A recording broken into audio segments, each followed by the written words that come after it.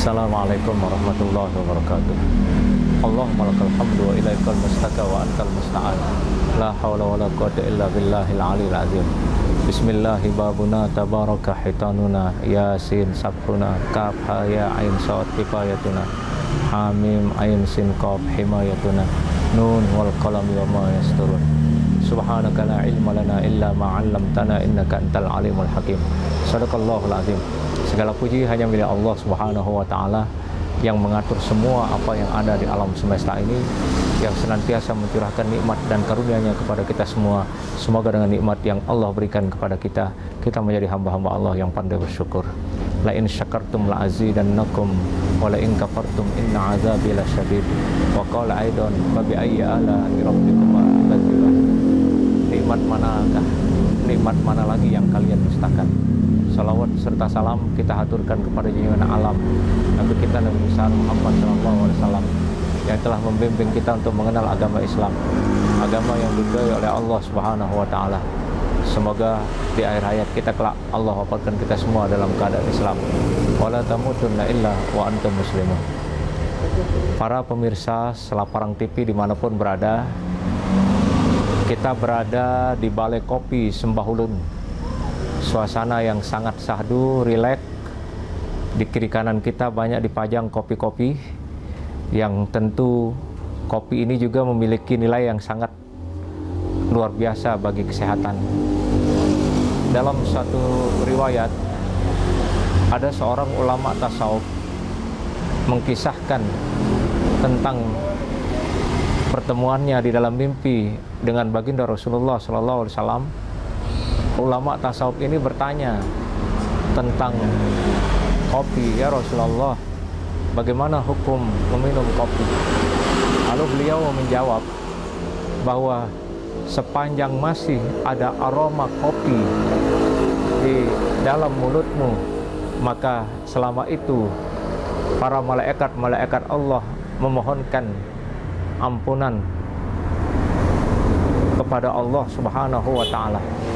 Dan kemudian Rasulullah SAW mengajarkan ulama tasawuf itu berdoa ketika dia minum kopi, yang maknanya, ya Allah, terangkan hatiku dan sehatkan badanku.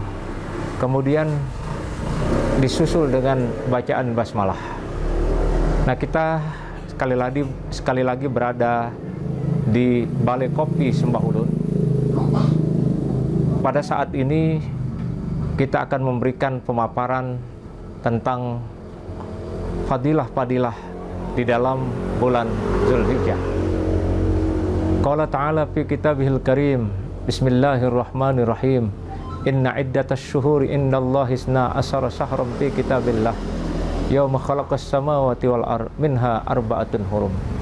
Wa qala aidan wa idz bawwa'na li ibrahima makanal baiti alla tusyrik bi syai'a wa tahhir baiti lit-ta'ifina wal qa'imina. Wa qala aidan al-hajju ashhurun ma'lumat faman farada fihinna al-hajja fala rafasa wala fusuqa wala jidala fil hajj wa ma taf'alu min khairi ya'lamhu Allah wa tazawwadu fa inna khairaz zadi taqwa wattaqun ya ulil albab. Wa qala aidan wa atimmul hajja wal umrata lillah. Shadaqallahul azim. Para pemirsa Selaparang TV dimanapun berada, Zulhijjah salah satu bulan yang diagungkan, dihormati di dalam Islam. Di dalam Al-Quran salah satu nominasi masuk dalam kategori bulan haram, yakni Zulqa'dah, Zulhijjah, dan Rajab. Jadi Zulhijjah itu memiliki kemuliaan. Di antaranya di tanggal 9 Zulhijjah, semua orang Islam yang sedang melaksanakan ibadah haji wukuf. Dan kita tahu bahwa haji itu puncaknya di Arafah. Al-Hajju Arafah. Haji itu puncaknya di Arafah. Kemudian pada tanggal 10 Zulhijjah kita melaksanakan Hari Raya Idul Adha yang memiliki fadilah-fadilah yang besar. Tanggal 9 Zulhijjah tadi, semua umat Islam yang sedang melaksanakan ibadah haji wukuf di situ. sebagai puncak momentum ibadah haji. Dan salah satu dari sekian rangkaian ibadah haji, salah satu penyebab dari sahnya orang melaksanakan ibadah haji, diterimanya haji. Kenapa? Al-Hajju Arafah. Haji itu di Arafah. Kita akan mengenal pada tanggal 9 itu semua manusia berkumpul di padang Arafah. Satu kesatuan dengan menggunakan pakaian putih semua. Raja menggunakan pakaian putih, presiden menggunakan pakaian putih, rakyat menggunakan pakaian putih. Tidak ada merasa diri hebat di tempat itu. Tidak ada merasa dirinya jadi pejabat. Semua kita sama di hadapan Allah pada saat itu. Yang membedakan kita adalah ketakwaan. Qala ta'ala fi kitabihil karim. Bismillahirrahmanirrahim. Ya ayuhan nasu inna khalaqnakum min dzakarin wa unsa wa ja'alnakum syu'uban wa qabaila lita'arafu. Inna akramakum indallahi atqakum. Innallaha alimun khabir. Wahai manusia, aku ciptakan laki-laki dan perempuan, berbangsa-bangsa, bersuku-suku, supaya kalian saling kenal mengenal. Dan yang terbaik di sisi Allah adalah takwa. Gambaran semua manusia di padang Arafah, dari semua suku, semua bangsa, semua negara, dan perbedaan warna kulit, perbedaan bahasa, perbedaan mazhab, perbedaan organisasi, dikumpulkan menjadi satu oleh Allah. Semua mengucapkan kalimat la ilaha illallah di tempat itu. Ini menunjukkan komprehensi umat Islam di seluruh dunia ini. Kalau kita mampu mengambil hakikat daripada kita wukuf di Arafah, kita saling mengenal di situ, kita saling memahami, saling mencintai, maka setiap orang yang pernah melaksanakan ibadah haji, dia akan menjadi pelopor kedamaian di daerahnya, di kampungnya, di desanya, di mana-mana. Karena apa? Dia telah ditraining oleh Allah dalam perjalanan wukuf. Wukuf bukan hanya sekedar duduk di tanah lapang. Wukuf bukan hanya sekedar berada di dalam tenda. Wukuf adalah satu kesatuan antara makhluk dengan Khalik, di mana manusia betul-betul merasa kecil di hadapan Allah dengan melihat, menatap, menyaksikan padang yang luas. Hanya yang bergema dari setiap mulut orang yang ada di situ adalah kalimat takbir, kalimat tasbih, kalimat tahlil menggema di tempat itu. Itu menunjukkan betapa kecilnya manusia ketika berada di Arafah itu. Apa yang bisa kita ambil dari duduknya kita di Arafah? Yang pertama, Allah mendidik kita untuk mengenalnya. Dari mana kita bisa mengenal?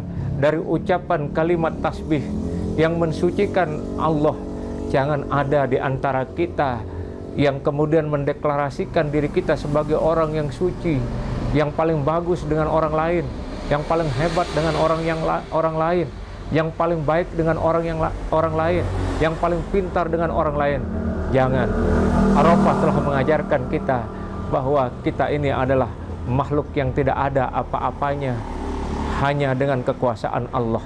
Maka orang yang duduk hadir di Arafah itu diajar oleh Allah menjadi orang-orang yang tawadhu, menjadi orang-orang yang rendah hati, menjadi orang-orang yang lembut jiwanya. Jangan sampai kita setelah selesai wukuf di Arafah menjadi orang yang keras jiwanya, menjadi orang yang keras perangainya. Tapi jadikan Arafah itu sebagai momentum untuk melembutkan jiwa kita. Allah ingatkan kita di dalam Al-Quran tentang bagaimana baginda Rasulullah sallallahu alaihi wasallam. Fabima rahmatin minallahi linta lahum walau kunta fazzan ghalizal qalb lam paddu min hawlik fa'fu anhum wastaghfir lahum wasawirhum fil am. Fa idza azamta fatawakkal 'alallah innallaha yuhibbul mutawakkilin. Dari ayat ini Allah menampakkan sifat-sifat baginda Rasulullah sallallahu alaihi wasallam. Yang pertama adalah kelembutan hati beliau, yang kedua adalah pemaafnya, yang ketiga yang selalu mendoakan orang-orang yang beriman, yang keempat senantiasa bermusyawarah, dan yang kelima senantiasa bertawakal kepada Allah Subhanahu wa taala. Maka di Arafah ketika kita mengucapkan kalimat tasbih, itu artinya telah mensucikan Allah. Sabbihisma rabbikal a'la alladzi khalaqa fasawwa.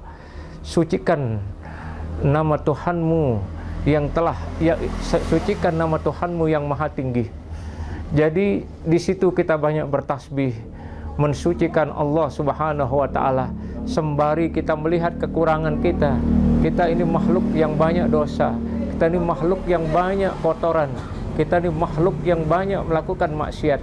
Maka dengan kita hadir di Arafah itu, dengan menggelorakan kalimat tasbih, bahwa kita sadar sesungguhnya hakikat kesucian itu adalah milik Sang Pencipta alam semesta.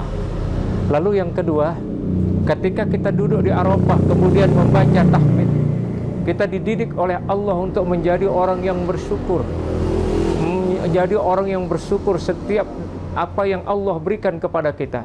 Semua nikmat yang Allah berikan, hendaklah kita mensyukurinya, karena orang yang bersyukur akan senantiasa ditambah nikmatnya oleh Allah. Sebaliknya orang-orang yang ingkar, yang kufur, yang mengkhianati nikmat Allah, yang menghinakan nikmat Allah, bakal dia akan dihinakan oleh Allah. La in syakartum la azidannakum wa la in kafartum inna azabi lasyadid. Siapa orang yang pandai bersyukur terhadap anugerah nikmat Allah yang Allah berikan kepada dirinya, baik yang lahir maupun yang batin, yang ada di dalam dirinya maupun di luar dirinya, dan yang kita saksikan hamparan alam dan nikmat yang Allah tebarkan di atas permukaan bumi ini, kita senantiasa mensyukurinya, maka Allah akan selalu menambahnya. Dalam setiap episode perjalanan hidup kita akan selalu ditambah nikmat itu oleh Allah. Sebaliknya, kalau kita mengingkari nikmat Allah, mendustakan nikmat Allah yang telah Allah hamparkan di alam semesta ini, maka Allah akan memberikan azab yang amat sangat pedih. Banyak di dalam Al-Quran digambarkan orang-orang yang dulu mengkhianati nikmat Allah.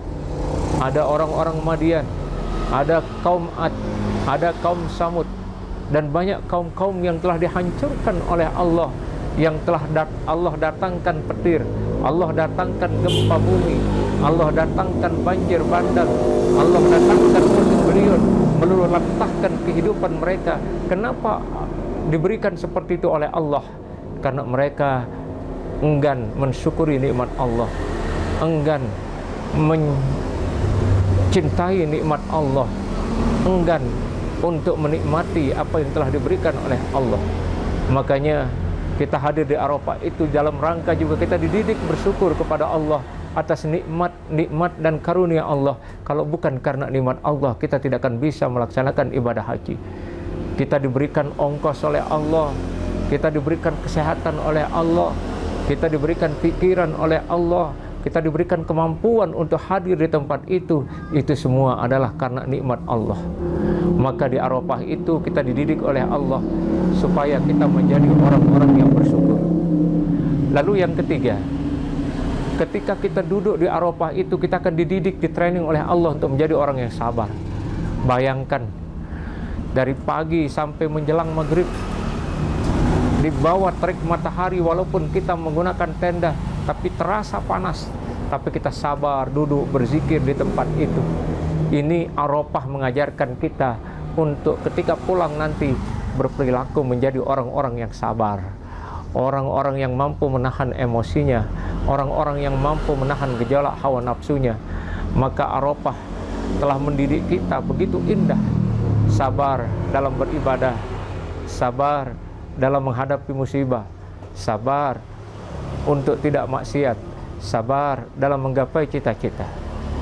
Arafah bukan hanya sekedar tempat berupa hamparan tanah, tapi Arafah akan melahirkan manusia-manusia hebat ketika sudah wukuf di tempat itu.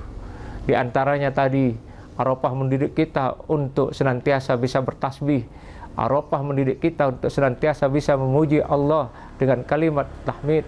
Kemudian Arafah mendidik kita untuk bisa menjadi orang-orang yang sabar. Karena apabila kita menjadi orang yang sabar, maka Allah dekat dengan kita dan Allah akan memberikan segala macam nikmat yang tak terhingga banyaknya. Kemudian Allah juga akan memberikan kita perlindungan, serta Allah senantiasa akan menyayangi kita. Kemudian di Arafah juga kita dididik untuk membaca kalimat La ilaha illallah, tidak ada Tuhan selain Allah. Dan ini yang digelorakan oleh baginda Rasulullah sallallahu alaihi wasallam ketika berada di Arafah. Afdalu ma qultu ana wan nabiyyu min qabli la ilaha illallah. Kalimat ini terus digelorakan oleh baginda Rasulullah sallallahu alaihi wasallam, mengajarkan pada sahabat-sahabatnya dan umumnya pada umatnya untuk senantiasa mengucapkan kalimat tauhid. Kenapa? Dengan kalimat inilah Allah akan menyelamatkan kita. Dengan kalimat inilah kita akan bisa totalitas penghambaan diri kepada Allah. Dengan kalimat inilah kita akan damai di muka bumi ini. Dengan kalimat inilah kita akan meninggalkan dunia ini dalam keadaan tenang. Kalimat la ilaha illallah meniadakan semua apa yang ada di alam semesta.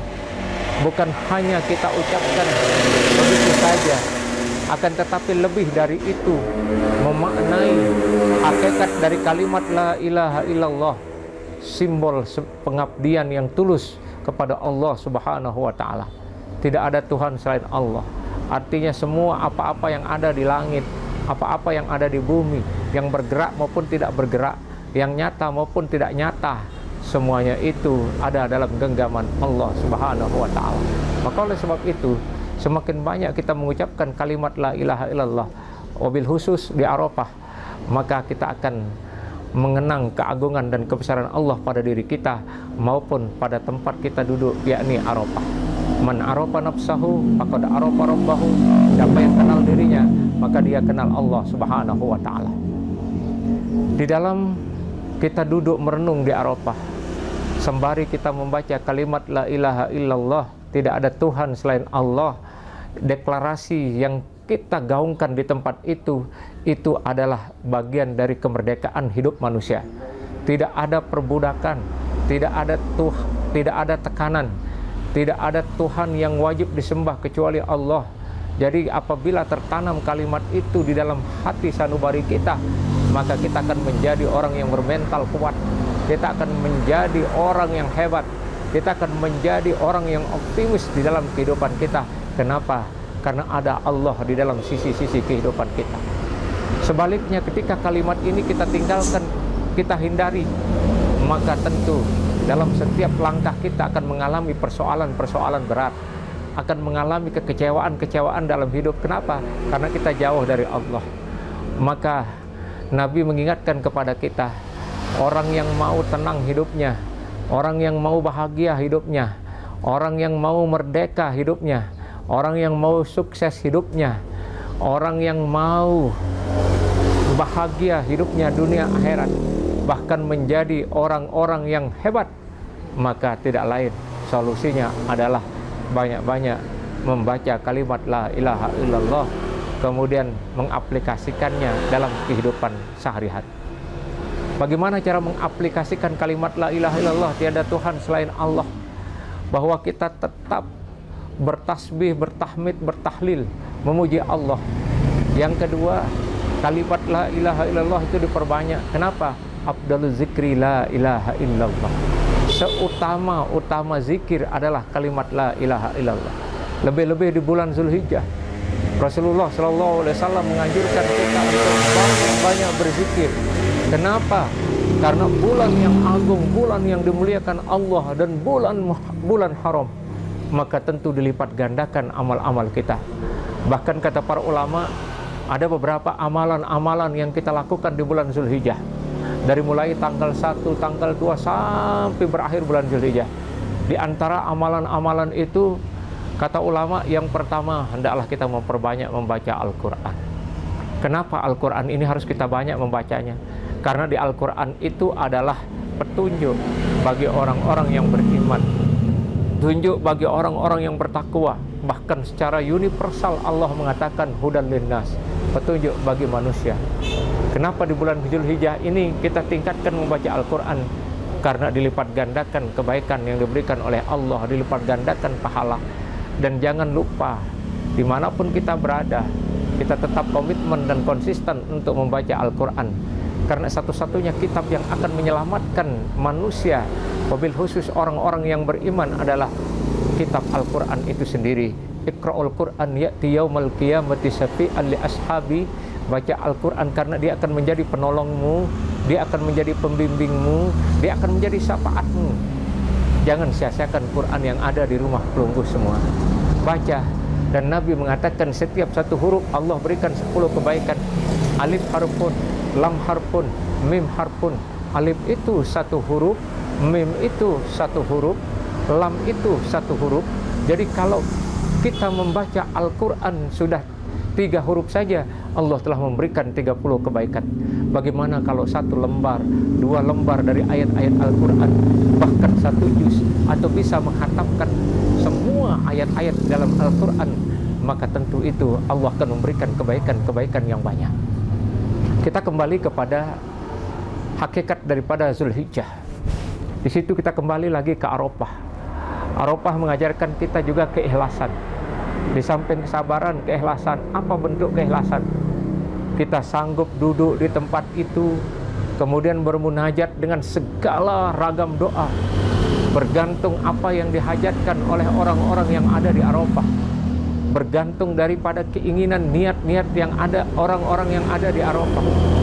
Semua orang mengangkat tangan seraya bermohon kepada Allah. Ada yang berdoa mohon ampunan kepada Allah, ada yang berdoa bertaubat kepada Allah, ada yang berdoa mohon rezeki, ada yang berdoa supaya bisa kembali lagi ke tempat ini, ada juga yang berdoa supaya bisa diberikan keturunan. Masing-masing orang di sana itu berbeda-beda doanya. Maka tentu di situ kita melihat bagaimana kegigihan, keikhlasan dari orang-orang yang duduk di Arafah. Maka bawalah keikhlasan ini nanti ketika pulang ke tanah air. Jangan sampai ikhlas itu menggema, menggaung hanya di tempat Arafah, tapi begitu pulang keikhlasan itu pudar kembali. Jangan. Nilai-nilai itu tetap kita pertahankan dan menjadi sumbu kekuatan kita dalam beramal kepada Allah Subhanahu wa taala. Hanya dengan amalan-amalan ikhlaslah Allah akan menerima amal-amal kita. Wa ma umiru illa liya'budullaha mukhlishina lahuddin. Bukankah Allah Azza wa Jalla telah memerintahkan setiap orang yang beribadah itu harus memurnikan hatinya, harus mengikhlaskan hatinya. Dan ikhlas adalah puncak segala amal diterima oleh Allah. Apa itu ikhlas? Ikhlas itu tidak ada tekanan batin, tidak ada tekanan jiwa dari orang lain, murni semata-mata karena Allah. Maka Arafah mengajarkan kita semua untuk menjadi hamba-hambanya yang ikhlas, dan mengajarkan kita prinsip kemerdekaan, bahwa tidak ada perbudakan di kalangan manusia, tidak ada penindasan di kalangan manusia, tidak ada penyembahan di kalangan manusia, hanya kita mutlak menyembah Allah. Dan kita diberikan kemerdekaan oleh Allah Subhanahu wa taala supaya jangan terbelenggu jiwa kita dengan nafsu kita sendiri. Kemudian Arafah juga mengajarkan kita untuk bisa berbagi. Ketika kita lihat Arafah, fenomena yang terjadi adalah kepedulian sosial. Beratus-ratus tanker yang hadir di tempat itu untuk membawa makanan. Mobil-mobil besar masuk di Arafah untuk membagikan makanan, minuman bagi orang-orang yang sedang wukuf. Ini kita dididik untuk menjadi makhluk sosial yang lebih dermawan. Kenapa? Kata Rasulullah sallallahu alaihi wasallam, as-sahiyyu qaribun minallah, qaribun minan nas, qaribun minal jannah, qaribun minal jannah, ba'idun minan nar. Al-bakhilu ba'idun minallah, ba'idun minan nas, ba'idun minal jannah, qaribun minan nar. Atau kama qala, orang pemurah dekat dengan Allah, dekat dengan manusia, dekat dengan surga dan jauh dari neraka jahanam. Sebaliknya orang-orang yang pelit, yang demit, yang kikir, yang medit, itu jauh dari Allah, jauh dari manusia, jauh dari surga dan dekat dengan neraka jahanam. Bahwa Arafah mendidik kita untuk menjadi orang-orang yang peduli dengan orang lain, peduli dengan lingkungan. Buktinya kita lahir dari berbagai negara, kita hadir dari berbagai negara, yang kemudian di tempat yang satu kita saling mencintai, saling menghargai, walaupun kita tidak kenal satu sama lain. Tetapi gelora hati kita untuk saling menyayangi, saling mencintai itu didorong dengan keikhlasan. Maka oleh sebab itu, Arafah juga mengajarkan kita tentang arti cinta sesama manusia.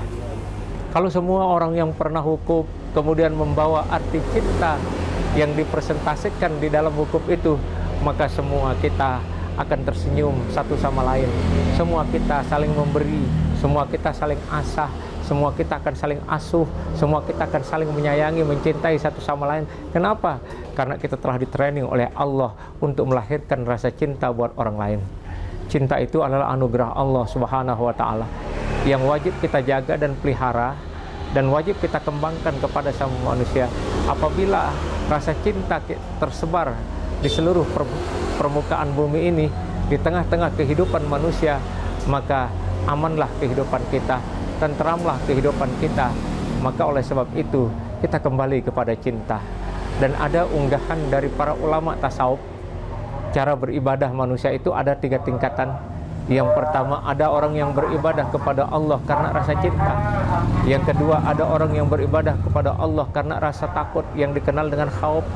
Ada orang yang ketiga, ada orang yang beribadah kepada Allah karena roja. Yang pertama, tingkatan tertinggi ketika kita beribadah kepada Allah adalah khauf, rasa cinta. Tidak ada tekanan dari orang lain yang memaksa kita untuk menyembah Allah. Tidak ada intervensi dari orang lain yang menekan kita untuk harus terus beribadah. Tidak ada. Namun kesadaran hati kita, kesadaran jiwa kita untuk mengabdi kepada Allah betul-betul dengan hati yang terbuka, dengan hati yang tulus, itu namanya cinta. Pasti orang yang cinta itu rela berkorban siang dan malam, rela bangun tengah malam di saat orang-orang banyak pada tidur untuk bersujud kepada Allah, rela mengorbankan hartanya di jalan Allah demi cintanya kepada kekasihnya, yakni Allah. Sama dengan kita manusia, kalau mencintai seseorang, kita tidak kenal hujan, kita tidak kenal panas, kita tidak kenal dingin. Dimanapun rumahnya kita akan dimanapun rumahnya kita akan cari, dimanapun dia kita akan buru. Itu karena cinta. Begitu pula dengan Allah Subhanahu wa Ta'ala. Ketika rasa cinta itu hadir, maka kita akan selalu menghabiskan waktu kita untuk kepada orang yang kita cintai, kepada zat yang kita cintai, kepada zat yang kita sayang. Itulah profil orang-orang yang mencintai Allah. Dan Arafah melahirkan bagaimana kita mencintai Allah. Barangkali sampai di sini pertemuan dan perjumpaan kita.